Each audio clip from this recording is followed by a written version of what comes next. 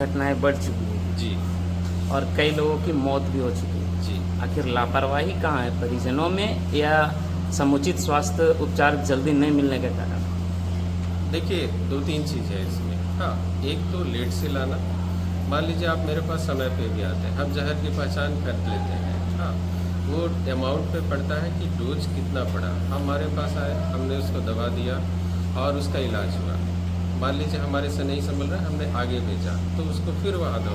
जैसे एक घटना अभी बच्चे का बता रहा हूँ, जो घटना हुआ कि हमने यहाँ दवा दिया, उसके बाद उसका कार्डियक एक्टिविटी उसको होने लगा जहर के कारण।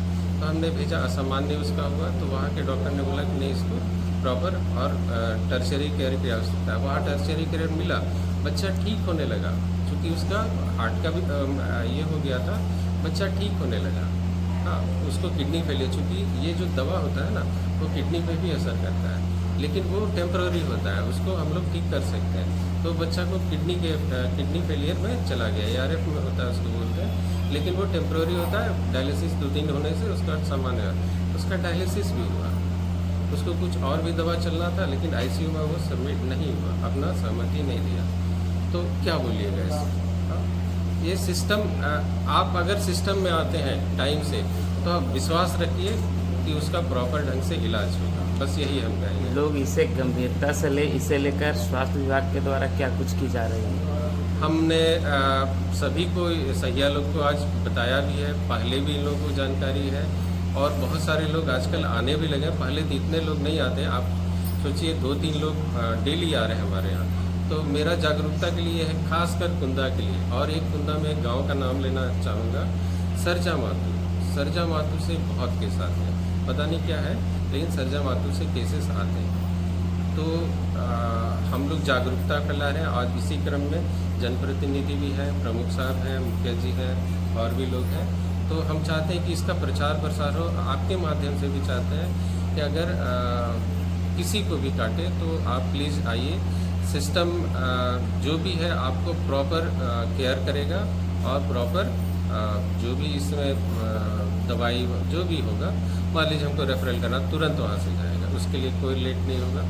इस चीज़ को मैं आदि की तरफ से, अपने विभाग की तरफ से आपको आश्वस्त करता हूँ। कई बार ऐसा देखा गया है सर कि सर्पदंश होने के बाद लोग पैनिक हो जाते हैं, घबरा जाते हैं। इस स्थिति में क्या करना चाहिए? हाँ, देखिए अब इसमें थोड़ा टेक्निकल पे जाते हैं। हाँ, हमारा दिल जो धड़कता है ना, वो 0.8 सेकेंड में एक बार धड़क जाता है। तो जब सांप काटता है तो हम लोग क्यों बांधने के लिए मना करते हैं? 0.8 सेकेंड में वो दिल एक बार खून को फेंक दिया, ठीक है। अगर आप दिल का धड़कन बढ़ा देते हैं, 0.4 सेकेंड करते हैं, तो ज़्यादा धड़क रहा है, यानी खून तेज़ी से सब जगह फैला रहा है, तो जहर भी फैल रहा है, इसलिए बांधने मना करते हैं। आप पैनिक की बात करते हैं, जब पैनिक होते हैं तो यही हार्ट रेट बढ़ता है दोगुना। तो वो प्रॉपर मात्रा में जितना, मान लीजिए कि 1 लीटर वो पंप कर रहा है 1 मिनट में, तो वो तेज़ी से धड़केगा। तो अगर वो तेज़ी से धड़केगा तो आधा लीटर ही पंप कर पाएगा, तो ब्रेन को खून कम जाएगा। तो जब ब्रेन को खून कम जाएगा तो उससे संबंधित लक्षण आना शुरू होगा। तो कभी भी पैनिक नहीं होना चाहिए। अब क्यों नहीं बांधना चाहिए वो भी मैंने बताया कि इसको बांधना नहीं चाहिए। पैनिक भी नहीं, पैनिक कहने का मतलब परेशान नहीं होना है। परेशान होने से क्या होगा? दिल का धड़कन बढ़ेगा। दोनों परिस्थिति में, चाहे जहरीला हो चाहे जहरीला ना हो। और हमने एक लोगों को पहचान करने का भी तरीका बताया कि आप कैसे पहचानेंगे जहरीला है कि नहीं जहरीला। बहुत बार ना ऐसे स्क्रैच आता है, 2 भी दांत रहेगा तो ऐसे स्क्रैच, मतलब इस तरह से खींचा हुआ लकीर जैसा आएगा दूर का, तो समझिए कि वो जहरीला नहीं है। बहुत बार सांप जब काटता है ना, तो उसका काटने का भी कैसे काटता है, जहरीला सांप का ही लेते हैं। ऐसे उसका दांत मुंह के अंदर घुसा रहता है, बड़ा दांत होता है, और वो जब खोलता है तो ऐसे दांत खोलता है, और जब काटता है ना तो उसको निकालने नहीं आता है सांप को। हम तो काट लिए, अब हम निकालेंगे कैसे दांत को, तो फंस गया। इसीलिए वो कहावत बनी है, सांप के मुंह में चुचुंदर। तब ये काट लिया तो निकालने, तब निकालेगा कैसे? तो सांप ऐसे ऐसे होता है और ऐसे पलटता है, तब वो अपना नहीं। तो इसी को आप लोग बोलते हैं गांव की भाषा में पलटना।